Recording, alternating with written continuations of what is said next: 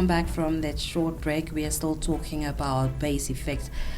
An example used, Facebook followers. We still need to get that explanation onto why Facebook is one of the examples you would want to use. But also not given the answer yet, what is a base effect? So for you to explain, we are waiting, Mr. Steinman. Okay, Elsie. I chose Facebook because everybody is so familiar with it. So let's take a hypothetical situation. You are a standard Namibian Facebook user and you have a single Facebook page. And I'm referring to the people who use it for their own social media needs, not for advertising or promotion or putting their company on there. So, but even if it's for a company, if it's, I think the people who do marketing, they're slightly more neurotical about it. But let's say you have 100 followers on Facebook. Or is that unrealistic? No. What's more realistic? 200? 500? 100 can also be. Okay, let's say you've got 100 followers on Facebook and your Facebook profile draws not staggering attention but regular attention. So it grows by 5 new followers every now and then. So remember what I said in the first part of our talk? The base effect, you have to choose the base because it never stands still. If you can, once you've grasped that concept that it is something that you pick, then it becomes much easier to understand. And the reason why you pick it is because if you have to go up and down with it like it moves all the time, you will never be able to pick it. Point datum. You say this is my base. Now that gives you a point from which you start measuring. So you've got a Facebook page and you have 100 followers and it grows by 5 followers, let's say every month. So your base would be 100. And then after 1 month, it would be your followers would be 105 and would be 110. That's if you use the value 100, it's very easy. It means that from 100 to 105, your number of followers has grown by 5%. And in the next month, it has grown by another 5%. Now it goes to 110.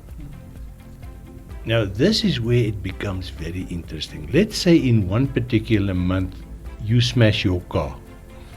And suddenly everybody is interested in why did Elsie smash her car on a Friday evening so close to the police checkpoint? What is happening here? You can just hear the buzz. Suddenly, your followers increase in the next month by 50. So now you've got 100 and see that it's grown by 50%, very fast.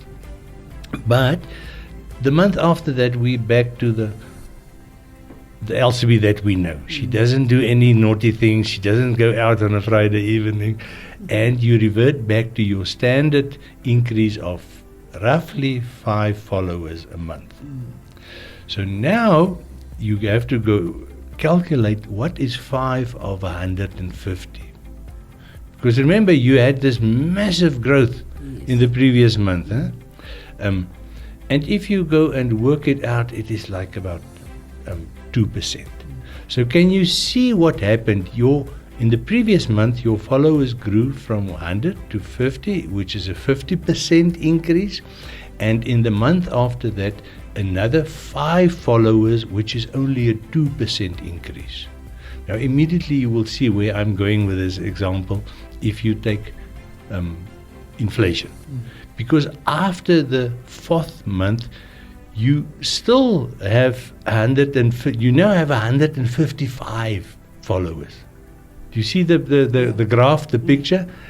It came down massively. It came down from a 50% increase to a 2% increase, but it continued to grow. It means that when the ratio that you calculate on the base value, when that slowed down, when that decreased, the nominal value, in other words, the total number of followers that you have, that didn't come down. You still have 155 followers. But the ratio at which your followers grew came down massively. Do you see how it, and this is the thing that people must understand, to make it easy to understand the concept base effect, is that even if the growth comes down, like let's apply our Facebook picture to inflation. Inflation is down to 3.5%, more or less, give or take, from where it was at close to 6 or 7% 2 years ago. Do you notice cheaper stuff in the supermarket? No. Nope, definitely no. Everything still keeps getting just more and more expensive. And this is the same as your Facebook followers. The fact that inflation has come down only means that the rate at which the prices increase is not so severe anymore. But it is still increasing. And the previous increases didn't go away. The packet of coffee is still 150, and next month it will be 180, and the month after that 220. The rate comes down.